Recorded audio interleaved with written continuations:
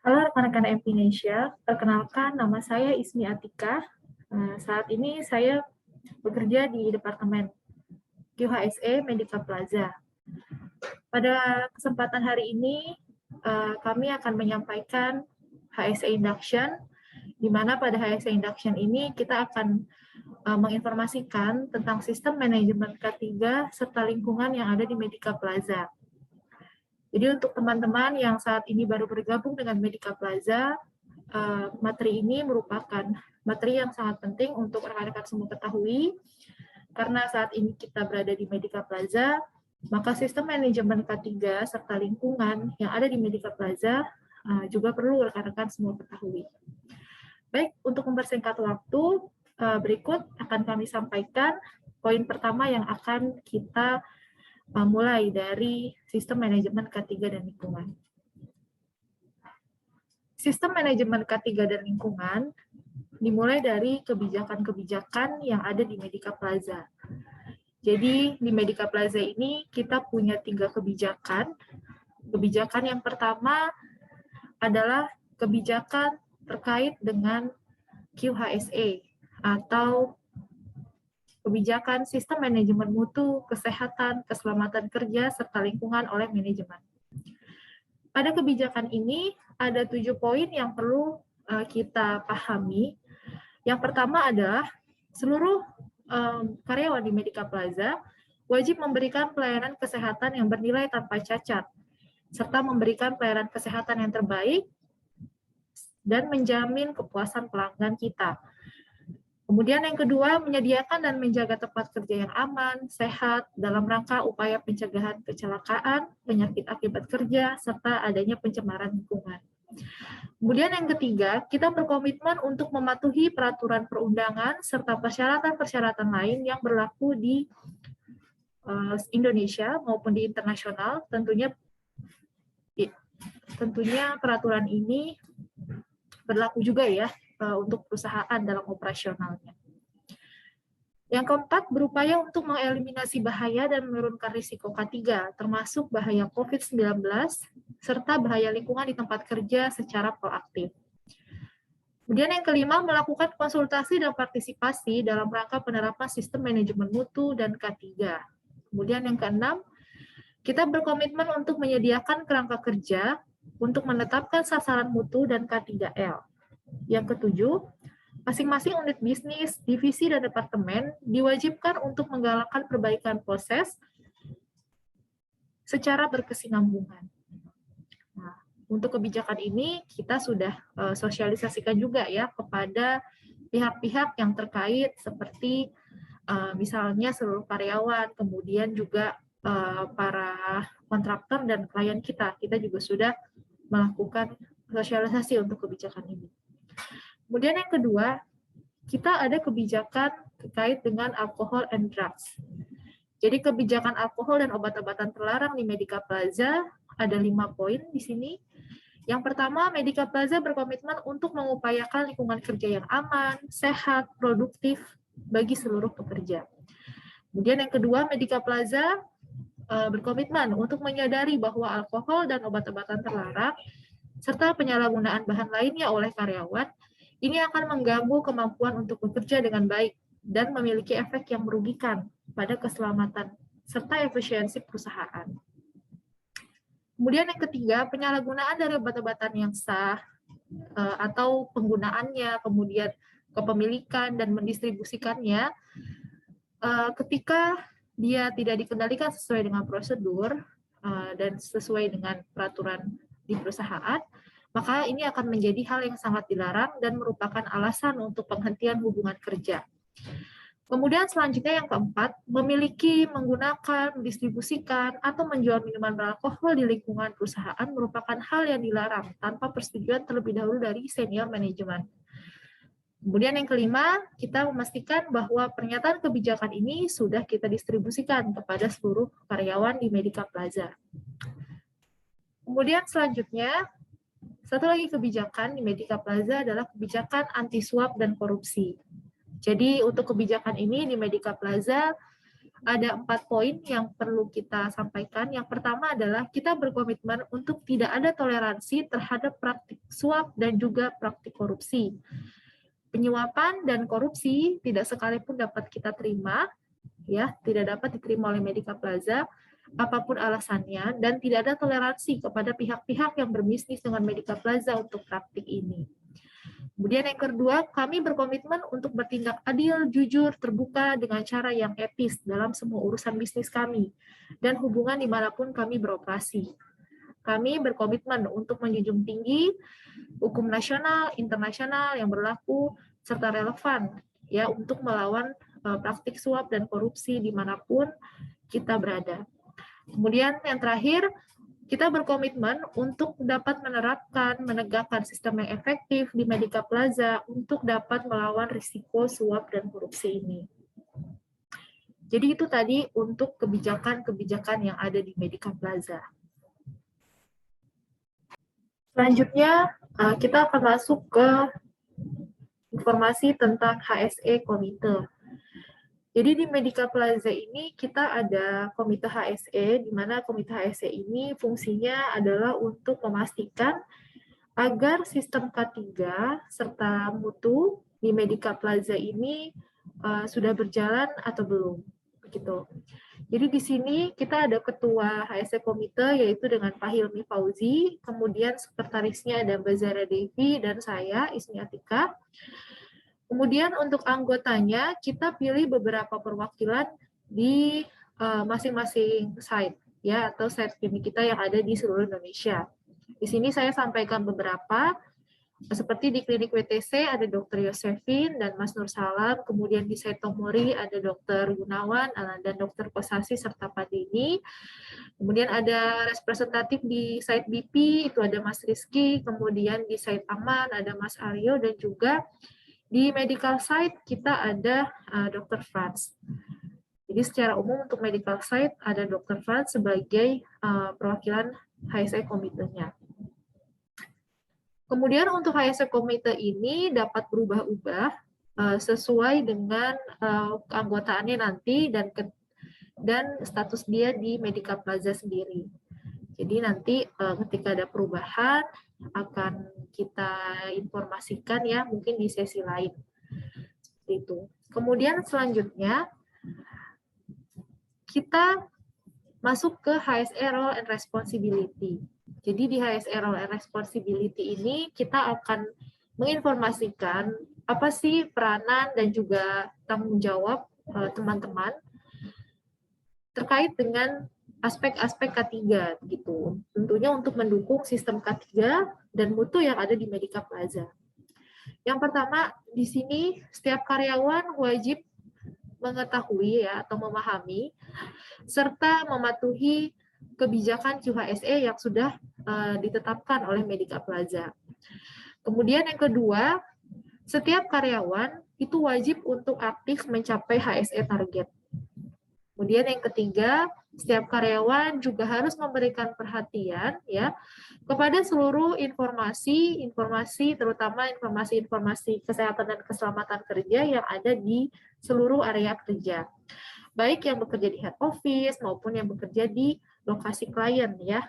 Ini wajib untuk bisa mengikuti ataupun memperhatikan setiap informasi-informasi yang ada di area kerjanya. Kemudian selanjutnya, partisipasi aktif di kegiatan HSE ini sangat penting untuk dipahami dan juga disadari oleh seluruh karyawan. Jadi harapan Medica Plaza, teman-teman semua bisa aktif nih untuk mencapai HSE target dan juga tentunya mengikuti HSE activities atau kegiatan-kegiatan HSE yang dilakukan, yang diprogramkan oleh Medica Plaza. Termasuk jenisnya itu misalnya bisa ikut dalam proses identifikasi bahaya ya di tempat kerja, kemudian ikut support untuk menentukan level resiko, kemudian juga mau ikut untuk kegiatan-kegiatan drill ya. Event of emergency itu salah satunya adalah mengikuti drill, kemudian menggunakan PPE juga merupakan salah satu bentuk partisipasinya rekan-rekan dalam kegiatan HSE. Kemudian selanjutnya teman-teman juga bertanggung jawab atau punya peranan nih untuk menjaga agar lokasi kerjanya itu bisa tetap aman. Gitu. Jadi teman-teman sekali lagi mohon untuk bisa ikut support, membantu QHS departemen memastikan agar lokasi kerjanya itu sudah aman atau belum sebelum bekerja. Kemudian mengikuti HSE meeting yang sudah di planningkan oleh Medica Plaza, itu sangat penting untuk diikuti, itu wajib. Jadi baik itu diplanningkan oleh Medica Plaza ataupun oleh klien, itu wajib diikuti ya kalau ada HSE meeting. Seperti itu. Kemudian selanjutnya kita masuk ke HSE target.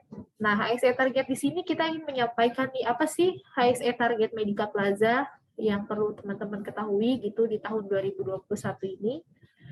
Jadi untuk HSE target kita di 2021 ini ada 7 ya, ada 7 dan ini dibagi kembali dengan supporting program-programnya. Gitu. Jadi yang pertama target kita adalah jumlah penyakit akibat kerja itu bisa turun 75%. Nah, tentunya kita butuh support nih dari rekan-rekan semua untuk kita bisa mencapai jumlah penyakit akibat kerja ini turun 75%. Terutama angka-angka atau kasus-kasus kejadian penularan COVID-19 nih di area kerja. Ini sangat kita concern dan kita akan tekan begitu angkanya. Nah, program-programnya adalah adanya kuesioner kesehatan, kemudian promosi 3M, HSE training, kemudian juga ada inspeksi protokol, dan juga pengisian HOC. Serta kita juga menerapkan adanya program reward and punishment untuk teman-teman yang memang melakukan pelanggaran ya, atau justru sebaliknya kepatuhan terhadap partisipasinya terhadap kegiatan HSE itu tinggi gitu. Jadi kita akan berikan reward ataupun punishment bentuknya. Seperti itu. Kemudian yang kedua, 100% penerapan program kesehatan kerja. Jadi kita harapannya seluruh program-program kesehatan kerja ini di sini ada program stretching, kemudian MCU annual, ini bisa 100% berjalan. Ya, untuk program stretching saat ini masih di head office saja. Untuk teman-teman yang ada di lokasi kerja lain, ya silahkan mengikuti program stretching secara mandiri, begitu apabila sudah cukup lama bekerja, silahkan melakukan stretching. Kemudian untuk MCU annual, di sini MCU annual itu HSE review bulanan, tetapi teman-teman semua itu melakukan MCU annual adalah 1 tahun sekali ya. Jadi ketika kita sudah 1 tahun bekerja di Medica Plaza, pastikan kita sudah melakukan check up ataupun MCU annualnya, MCU ulang begitu untuk melihat kondisi kesehatan. Kemudian selanjutnya yang ketiga, 100% pelaksanaan bulan K3. Kemudian yang keempat, target kita adalah 95% karyawan baru diberikan induction. Jadi kita harapannya nih HSE induction ya atau perkenalan tentang sistem K3 ini kepada karyawan itu bisa diberikan kepada 95% karyawan baru. Jadi ini adalah salah satu wujud dari proses untuk mencapai 95% ini untuk induction. Kemudian yang kelima, 100% peralatan kerja itu aman. Ya, jadi rekan-rekan diminta untuk bisa memastikan nih agar peralatan kerja kita yang ada di lokasi kerja kita itu bisa aman. Terutama untuk teman-teman yang bekerja di klinik, pastikan ada alat-alat kesehatan gitu ya yang perlu di maintenance lebih gitu daripada peralatan lainnya. Jadi pastikan peralatan tersebut sudah melalui kalibrasi dan kondisinya baik sehingga nanti pelayanan yang kita berikan pada pelanggan itu bisa baik ya, tidak ada cacat dan nantinya tidak ada keluhan. Kemudian selanjutnya yang keenam, 100% side project memiliki HSE program. Nah, ini adalah program dari HSE di mana nanti staf HSE akan membuat program-program HSE tentunya sesuai dengan proyek-proyek yang sedang kita tangani begitu. Kemudian yang ketujuh, 100% produk dan jasa pelayanan MP lulus QA dan QC. Jadi kita harapannya nih untuk seluruh pelayanan kita yang akan diberikan ke pelanggan atau ke klien itu bisa melalui QA dan QC. Jadi kita cek dulu bagaimana kualitasnya gitu ya melalui program-program yang tersaji di sini seperti review proses bisnis, kemudian kita lakukan inspeksi quality dan sasaran mutunya juga dicek. kemudian kuesioner pelanggan juga selalu kita kumpulkan gitu agar kita tahu apa saja improvement yang perlu kita lakukan sehingga quality itu bisa terdeliver begitu kepada pelanggan. Kemudian selanjutnya, di sini kita ingin menyampaikan beberapa hal penting before traveling. Jadi sebelum teman-teman melakukan perjalanan untuk bekerja, ya sebenarnya ini sangat penting disampaikan kepada teman-teman yang memang melakukan perjalanan dinas gitu dan juga melakukan perjalanan jauh ketika akan menuju lokasi kerjanya. Jadi dia mungkin lokasi kerjanya ini bukan di Jakarta begitu, sehingga harus memerlukan beberapa dokumen-dokumen yang penting. Di sini untuk dokumen-dokumen yang penting, yang pertama adalah valid dokumen. Jadi pastiin rekan-rekan semua sebelum masuk ke lokasi kerjanya itu sudah membawa sertifikat atau dokumen-dokumen yang mendukung pekerjaannya. Misalnya nih, kalau mau bekerja di offshore area, itu pastikan sudah mempunyai BSS. Kemudian juga jika masuk ke lokasi kerja itu perlu kondisi yang sehat atau pekerjaan tersebut memiliki persyaratan-persyaratan khusus terkait dengan kesehatan, itu pastikan kita membawa Fit for Work sertifikat ya atau FFW. Nah, di sini HUET juga terkadang diperlukan, maka dari itu ketika kita ingin berangkat ke lokasi site, pastikan dokumen-dokumen yang diperlukan itu sudah bisa kita bawa ya, minimal salinannya. Kemudian selanjutnya site entry approval. Nah, untuk site entry approval ini adalah informasi awal ya, ataupun persetujuan awal karyawan itu akan masuk lokasi site tersebut. Ini biasanya bisa diminta tolong dipersiapkan oleh medical site admin, di mana nanti medical site admin ini akan mengurus segala administrasi ya, supaya teman-teman semua bisa masuk ke lokasi site tersebut dengan lancar. Kemudian having company or site contact number, di sini back to back. Jadi teman-teman yang biasanya bekerja di lokasi site ini pasti punya back to back partner. Di mana nanti back to back partner ini perlu banget nih kita save gitu nomornya, kemudian kita bangun hubungan yang baik sehingga nanti ketika ada handover ataupun pergantian kru, personil, ini bisa secara tepat begitu kita melakukan komunikasi. Kemudian jangan bawa barang-barang yang berbahaya ya ke dalam lokasi site atau dalam perjalanan sehingga nanti bisa mengganggu proses perjalanan kita menuju lokasi site.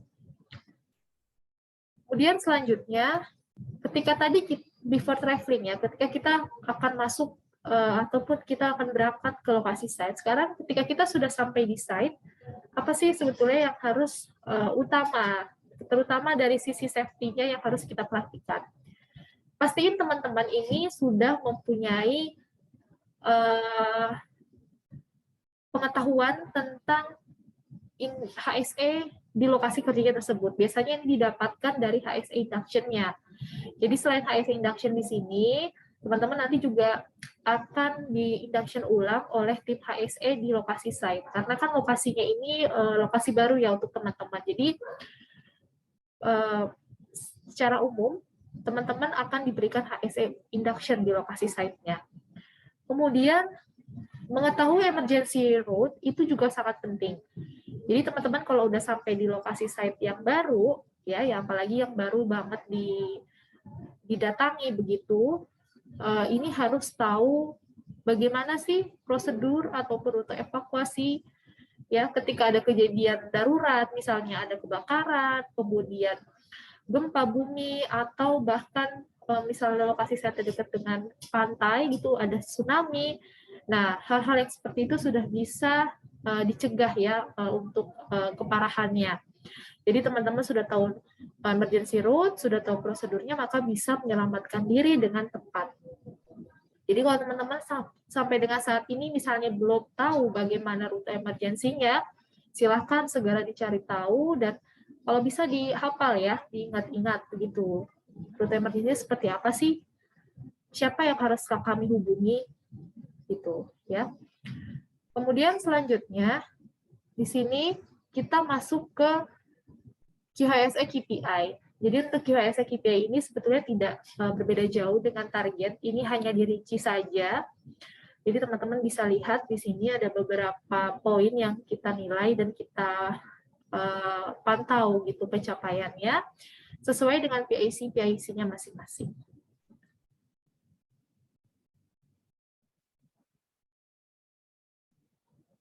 Oke, selanjutnya potensial hazard.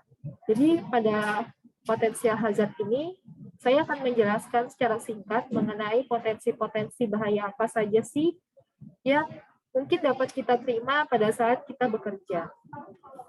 Yang pertama, bahaya fisika. Bahaya fisika di sini bisa berupa energi kebisingan, kemudian adanya radiasi, temperatur ekstrim, kemudian pencahayaan, getaran, dan tekanan udara. Ketika parameter-parameter ini sudah melebihi nilai ambang batas atau nilai yang diizinkan untuk diterima oleh tubuh, maka parameter-parameter ini dapat menyebabkan sakit ataupun gangguan kesehatan kepada pekerja. Maka dari itu, potensi bahaya fisika ini selalu dimonitor oleh tim yang terkait.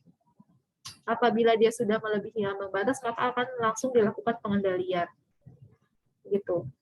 Kemudian selanjutnya ada bahaya kimia. Nah, bahaya kimia ini adalah bahaya yang mungkin saja kita terima ketika kita menggunakan bahan-bahan kimia pada saat kita bekerja. Nah, untuk bahaya kimia ini konsekuensi terberatnya adalah bisa sampai dengan meninggal dunia. Ya.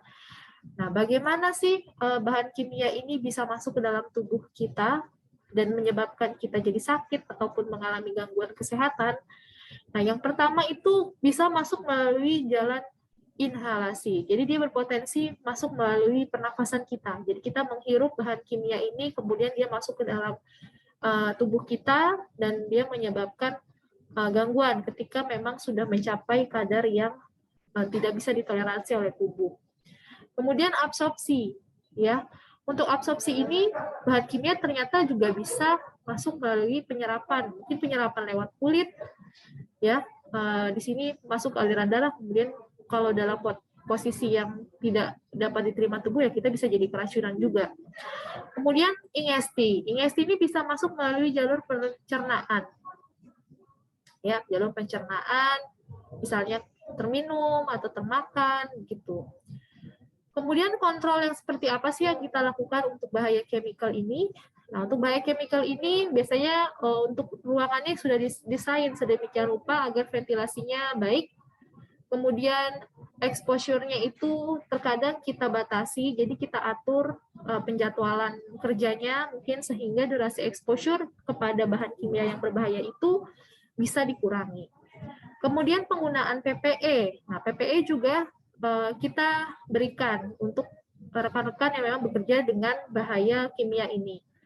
Bisa berupa masker, kemudian sarung tangan, kalau di laboratorium kita berikan jaket lab gitu ya, dan APD-APD lain begitu yang diperlukan oleh teman-teman yang berada di laboratorium serta lokasi kerja yang menggunakan bahan kimia berbahaya. Kemudian selanjutnya kita masuk ke MSDS. Nah, MSDS ini sebenarnya merupakan salah satu bentuk penurunan konsekuensi yang bisa terjadi kepada karyawan ketika ada ketika ada kejadian-kejadian terkait dengan kecelakaan kerja gitu di aktivitas-aktivitas yang menggunakan bahan kimia. Jadi di setiap bahan kimia itu kita punya material safety data sheet. Jadi material safety data sheet ini berisi informasi-informasi penting tentang satu bahan yang kita gunakan dalam kita bekerja, gitu. Ya, di sini ada informasi tentang identifikasi produknya, kemudian komposisi produknya, kemudian identifikasi bahaya ketika kita menggunakan bahan kimia ini juga tersedia di sini. Jadi ini sangat penting sekali. Terutama juga first aid-nya. Jadi ketika kita misalnya terkena tumpahan atau kita terhirup misalnya atau kontak dengan mata bahan kimia ini gitu terkena kita, nah di sini ada first aid-nya atau pertolongan pertama apa yang harus kita lakukan supaya konsekuensi yang kita terima itu tidak besar ya atau tidak buruk gitu.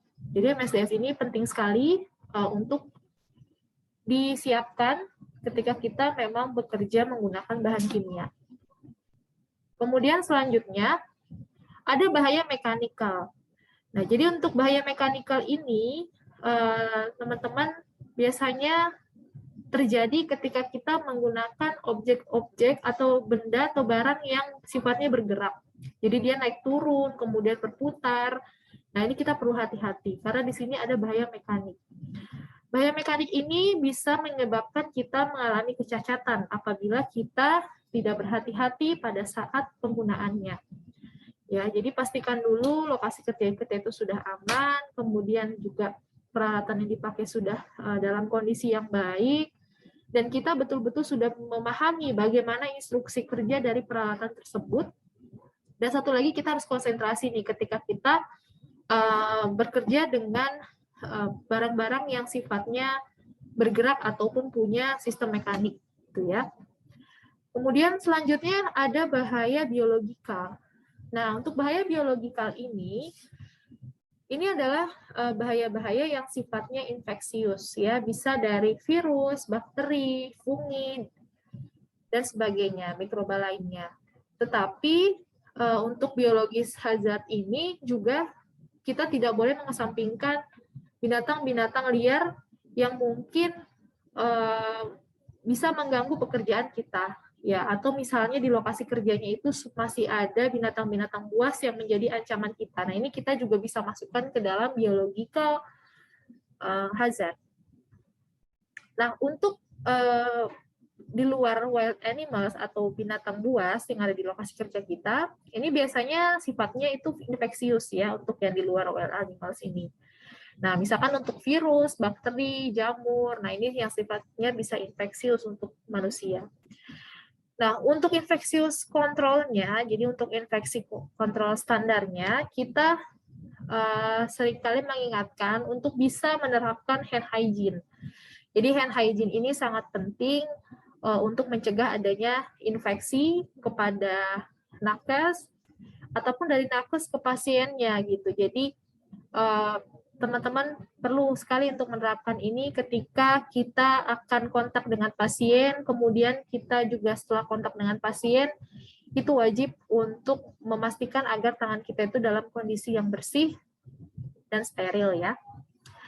Kemudian selanjutnya di sini ada biohazard sign. Jadi ini penting disampaikan agar rekan-rekan semua tahu bahwa ketika kita berada di lokasi medis ataupun dimanapun, lokasi manapun, ketika kita melihat ada label seperti ini merupakan label untuk infectious material. Jadi infectious material kalau misalkan ada kontainer ataupun ruangan yang memiliki atau di sana tertempel simbol ataupun label seperti ini berarti dia infectious material yang mungkin saja bisa mengandung infectious material. Nanti bahan-bahan yang ada di dalam kontainer atau ruangan ini itu bisa menginfeksi kita gitu. Jadi ini butuh penanganan khusus ya, orang khusus untuk menanganinya. Jadi nanti orang yang menangani ini akan kita berikan APD yang tepat begitu. Kemudian selanjutnya kita ingin menyampaikan tentang COVID-19 Prevention Program. Jadi karena saat ini adalah masa pandemi, maka kami ingin menyampaikan bahwa protokol kesehatan di tempat kerja saat ini di Medica Plaza seperti apa. Ya, mungkin ada beberapa poin yang tidak sesuai dengan protokol kesehatan yang ada di lokasi kerja site teman-teman, karena tentunya teman-teman harus mengikuti juga protokol kesehatan yang ada di lokasi site. Itu. Jadi yang pertama itu 5M, menggunakan masker, mencuci tangan, menjaga jarak, mengurangi mobilisasi, dan menghindari kerumunan. Ini sangat penting dan perlu kita tekankan untuk teman-teman semua agar mematuhi 5M. Kemudian mengisi kuesioner kesehatan karyawan setiap Senin dan Kamis. Kemudian partisipasi dalam program PCR surveillance. Nah, untuk surveillance ini saat ini ada yang bentuknya PCR, ada juga yang antigen test, nanti tergantung arahan dari Departemen QHSE kita. Kemudian selanjutnya melaporkan kepada atasan jika sakit atau ada keperluan lain di luar pekerjaan. Kemudian mengisi HOC jika melihat karyawan lain melanggar protokol kesehatan. Kemudian pencegahan COVID-19 Medica Plaza. Di sini teman-teman Medica Plaza ini melakukan pencegahan ya agar tidak ada COVID-19 yang datang dari bagian luar Medica Plaza, di mana nanti ketika ada karyawan baru, kita melakukan MCU serta PCR test, kemudian menyediakan hand sanitizer di area kerja untuk menjaga kita agar kondisi tangan selalu bersih, kemudian menyediakan APD level 3 bagi tenaga medis, menyediakan suplemen dan makanan tambahan 3 kali dalam seminggu, dan juga memberikan punishment nih untuk teman-teman yang melakukan pelanggaran protokol kesehatan. Nah, ini tentunya untuk pelanggaran protokol kesehatan kita akan berikan ketika memang karyawan tersebut melakukan pelanggaran ya protokol kesehatan di area Medica Plaza.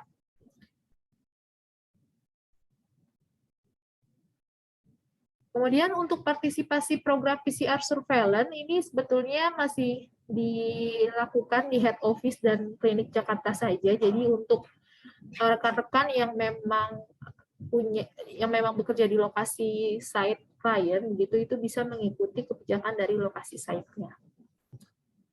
Kemudian selanjutnya do not recap needles. Jadi di sini kita sampaikan juga bahwa semua teman-teman jangan melakukan praktik recap needles. Jadi kalau misalkan teman-teman bekerja dengan jarum suntik, ketika sudah selesai digunakan itu segera dibuang ke sharp container yang sudah disiapkan gitu. Jadi jangan juga tutup jarum suntiknya kembali, itu tidak boleh. Jadi kalau sudah digunakan langsung saja dibuang ke sharp container yang tersedia. Kemudian selanjutnya ada bahaya ergonomi di sini. Nah, untuk bahaya ergonomi sendiri di sini bisa kita lihat. Nah, ini kami mengambil contoh bahaya ergonomi di area office ya, di area office di mana di sini ada potensi terjadi overstretching ya, di mana teman-teman ini menaruh benda yang lokasinya cukup tinggi sehingga kita harus menyesuaikan tubuh kita gitu dengan kondisi yang ada di office tersebut. Nah, di sini ketika kita tidak bisa menyesuaikan dengan baik, maka akan terjadi gangguan kesehatan ya.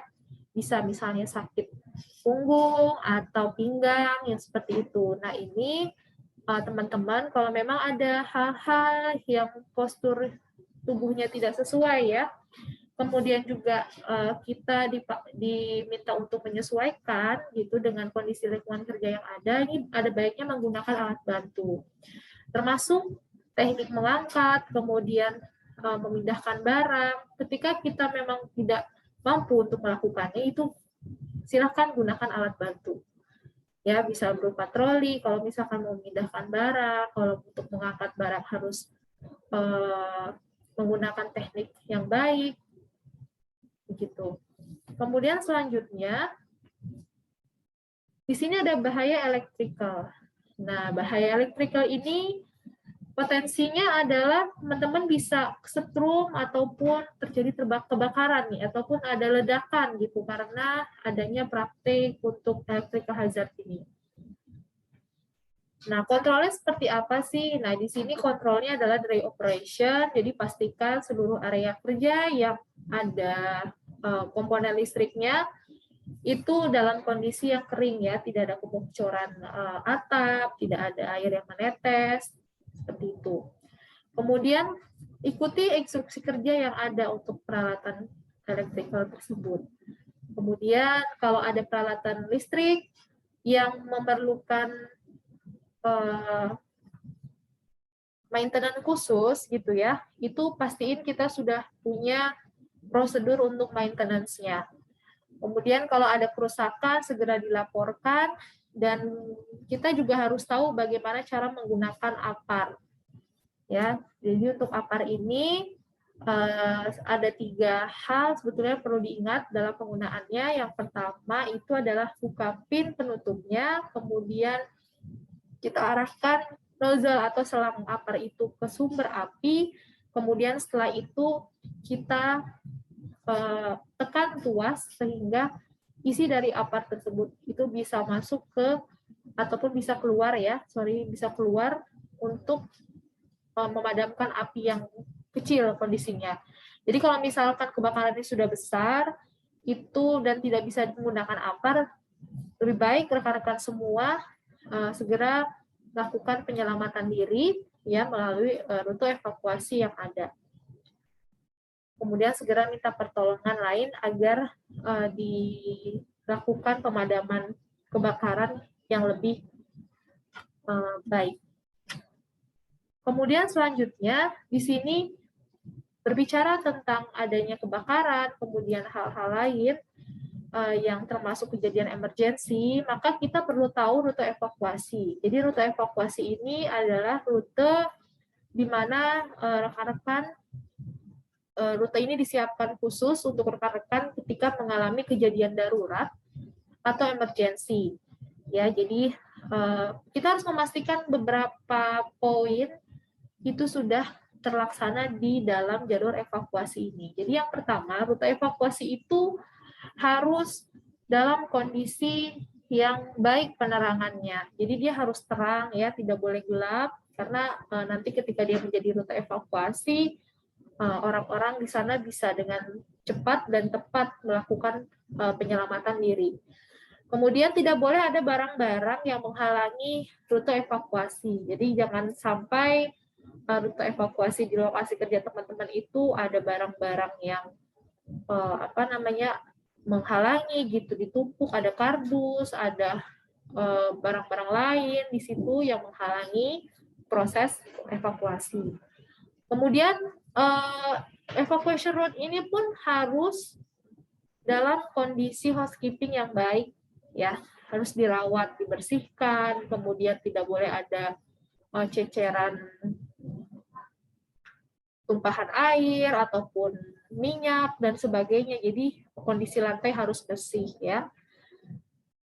Kemudian pastikan jika dia bentuk emergency exit-nya itu dari lantai yang tinggi ke lantai yang paling bawah atau nanti titik evakuasi, nah itu pastikan juga ada pegangan tangganya gitu. Jadi nanti ini untuk membantu teman-teman agar proses evakuasi itu bisa berjalan lebih aman. Kemudian selanjutnya untuk rute evakuasi di sini ini khusus untuk teman-teman yang ada di head office, di mana di sini first aider-nya ada Mbak Imelda dan forwarder-nya ada Mas Fahrul Rozi.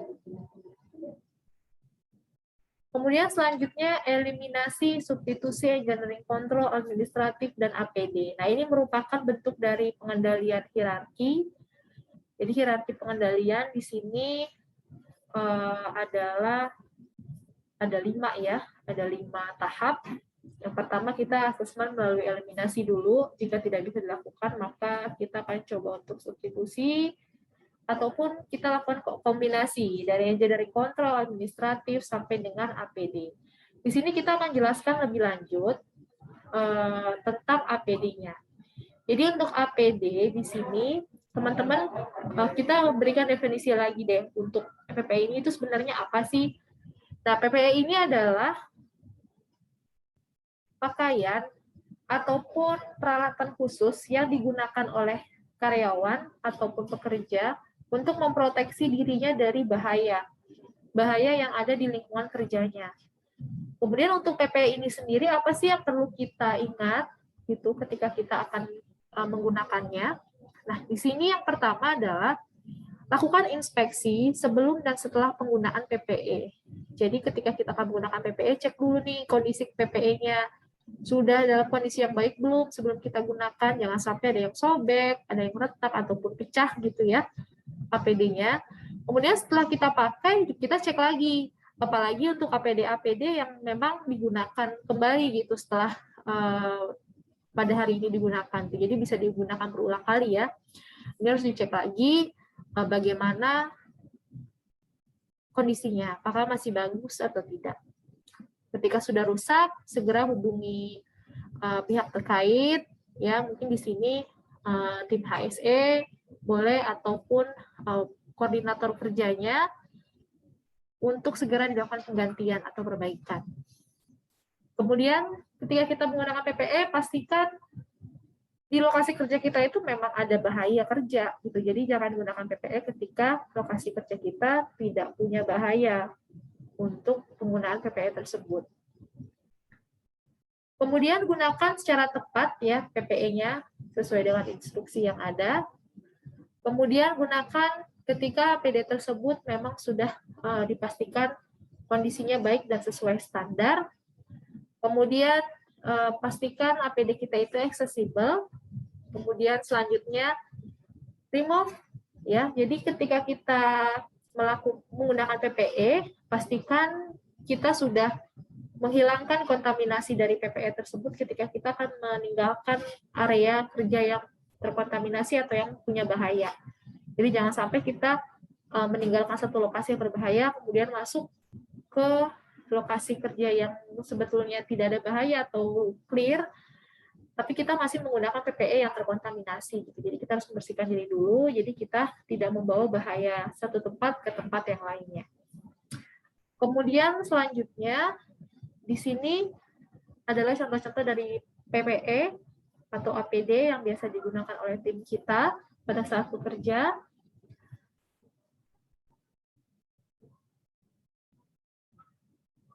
Nah, di sini ada HSE statistik. Nah, HSE statistik ini selalu kita update setiap bulannya, di mana HSE statistik ini melihat indikator-indikator K3 ataupun keselamatan kerja yang perlu dimonitor, mulai dari indikator lagging dan leading. Di sini semuanya terlihat. Jadi teman-teman yang nanti bertugas menjadi representatif atau perwakilan HSE di lokasi kerjanya, pasti setiap bulan akan kita minta untuk membuat laporan HSE statistik ini. Kemudian selanjutnya di sini ada beberapa prosedur-prosedur ya yang kita akan mungkin butuhkan nanti ya.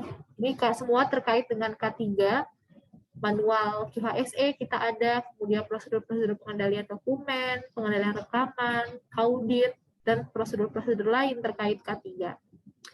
Di sini juga ada form-form yang bisa kita gunakan ketika nanti ada kejadian-kejadian yang memang butuh form-form ini.